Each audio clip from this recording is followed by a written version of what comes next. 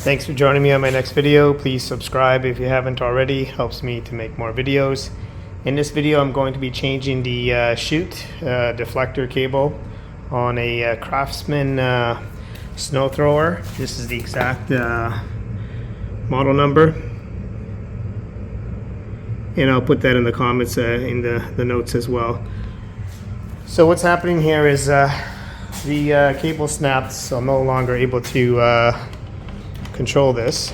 And what I've done is I've actually taken out the spring, because I was using this without it, because with the spring, which goes from here to here, it was always staying up and the snow was being thrown too far. So while I was waiting for the cable, I just took the spring out. That way the chute stays down. And I did find as I was using it, depending on the pressure of the snow, it would actually come up a little bit on its own. But it's not the greatest, so I did order the cable. I did get a replacement. This is the where it goes connected. This is a 11 millimeter. And down here where there's a bracket, this is a 13 millimeter. So you need to remove these two screws. They're loose because I already loosened them. And it comes connected up inside here. I'm going to put the flash on. Okay, so it's connected in here, and this is where it's connected right here. I've actually removed it already, but let me see if I get my hands in there. Right here. What you want to do is squeeze the ends off and just pull it through. I'll show you what I mean by that on the new cable, but I've already done it, so I'm just going to remove it. Sorry for the shaky camera. Let's see if I can show you that there. So what you want to do, you want to squeeze with the pliers or needle nose. You want to squeeze that and then pull it out. Okay, I did have it tie wrapped to several locations on the frame, just so it wouldn't get in the way of the exhaust and the cable end up burning. Okay, with the two bolts removed, just simply pry the cable off. And I'm going to show you the new cable. It's exactly the same length as the old one. And I just ordered this on Amazon. I'm not promoting Amazon, but I found it there for a good price. At the time of this video, the price was about $15 Canadian. And I was able to find a manual for my snow thrower based on the model number. Downloaded that, got the part number that I needed, and found some cross-reference online. This is the part that I ordered. I'll paste that in the notes as well. Okay, so let's proceed to put the cable on. First things first, this piece here, followed by the little nut. I'm just going to tighten that up. You don't need to tighten it up too much. I'm going to tighten that up with this wrench here. I'm not going to bore you with the details. And the next one you want to put on is this bracket here. Make sure you hold it from the inside so the screw doesn't come flying out. Okay, so I got the bracket back on. I held the bolt on the inside so it wouldn't fall out. That's right here. Just hold that with one hand as you put the bolt on and the nut on. So here's the new cable. Here's the end of it. See that little connector there, that little clip? We're going to remove that clip and we're going to put that back on afterwards. So it's going to go inside here, right there. So we're going to get it through that hole, and then we're going to put the clip on. So let's do that. Okay, so I just removed the clip using a needle nose, and it just goes in that groove there. I'll put an arrow in the video. Okay, so to get the cable inside here and put that little clip, it's a little challenging with the controller connected to the snow thrower. So what I'm going to do is remove it and do it off the snow thrower. Okay, so in order to remove the controller mechanism, we're going to have to remove the plastic to access a bolt that's underneath here. So there's 4 screws holding the plastic. There's one on this side here. There's one over here, which I've already removed. There's another one here that's been removed, and another one here. Those are all 8 millimeter. Now, to get a tool in here, you may have to remove the this unit here has a steering mechanism, so you're going to have to remove the steering mechanism. Also an 8 millimeter bolt on both sides. So remove the steering mechanism so you can access that bolt. So let's do that. Okay, with the steering mechanism out of the way, I can now get a socket in here to remove this bolt here. So I'm going to remove that and do that off camera.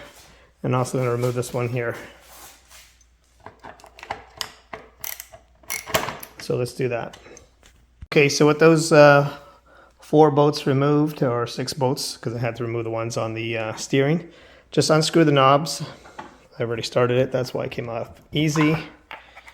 And here's the 3rd knob. Put those on the ground. Now we should be able to just remove this plastic. Let's just get that opened up here, opened up over here. And let's get that plastic out of the way.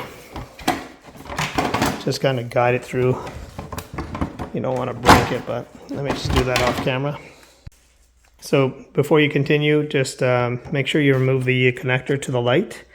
Otherwise, there's not much slack here. So remove the connector, and then you can proceed to remove the plastic. Okay, so what I ended up doing is just disconnecting the light altogether from the back of the housing. Now with that off, I should be able to just lift this off. Okay, there you go. This is out of the way. Okay, with that gone, it exposes the 2 screws that we need to remove. Those are both number 8 as well. With that removed, we should be able to lower the bracket, and that'll make it easy for us to connect the cable back. Okay, so with the unit disconnected from the snow thrower, it's going to make it a lot easier to get the cable through here, the little end in here, this hole, and then the clip on it. Okay, so first thing we're going to do is just push the cable in through this hole here, feed it through and then push it in. I'm going to do that off camera. Okay, so I just pushed it in, as you can see. Now that it's in, we're going to proceed to put the this end from the back so we can get the clip on this side. Okay, so with the cable end through the hole, as you can see, this is what it looks like. What you want to do now is get that clip in on that groove. So once the clip was on by hand, I just took my pliers like this and just squeezed it, and that pushed the clip over the around the end of the cable. Okay, with that in place now, the cable's all in place. We're just gonna mount it back on. I'm gonna put all the screws back on, put the plastic back on, connect the light, and then just use some zip ties to tie the cable along the frame so it doesn't connect in any way to anything hot that may end up burning it. So let's do that. Okay, so everything's back on. I gotta clean this up. I just did some re-greasing. Got the cover back on. Got those screws back in over here. This one was missing. Put that screw back. That screw. I remembered to connect the light in the back before I put the cover on. And I got the steering back on as well, and this one as well. One thing I did notice is this steering was broken. I actually thought the cable had snapped. It ended up being that whatever was going through the middle of the bracket and this little mechanism was missing. This is what the original one looks like. There's a clip on the end of it, one of those little things, and it must have come off. So I ended up ordering a cable, but I'm going to return it. All I ended up doing was just put a screw right through it with a bolt, with a nut, a screw with a nut on the end of it, and now my steering on the right side is working again. I greased everything up, as you can see, nice and messy, greasy. So what I want to point out is when you're adjusting the deflector, I did put the spring back.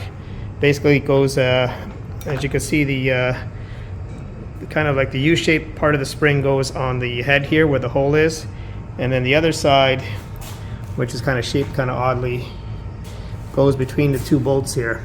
This bolt here, sorry, this nut and that nut. So that's where it goes between there. What you want to do is basically have the lever all the way up. That's basically the deflector facing all the way up. Loosen these screws here, okay? Because if you have them tight, you may end up with a deflector that doesn't go all the way up. So make sure the screws are loose. And in this position now, you can actually tighten everything up, because then you know that's going to be your highest deflection point. Okay, so with the two bolts, the number 11 here and the number 13 over here tightened up, now we can make sure that the deflector goes all the way down once we control it. Yep, down, up, down. Yep, that's good, and all the way up. This is actually working really good. Okay, so now we're just going to tie wrap some of these connectors here, the wires, sorry. We're going to tie wrap them so they don't get in the way or end up getting burnt by the exhaust or caught by the wheel. That's about it. So hope you enjoyed this video. I hope it helped you out, and please give this video a like and subscribe, and see you later.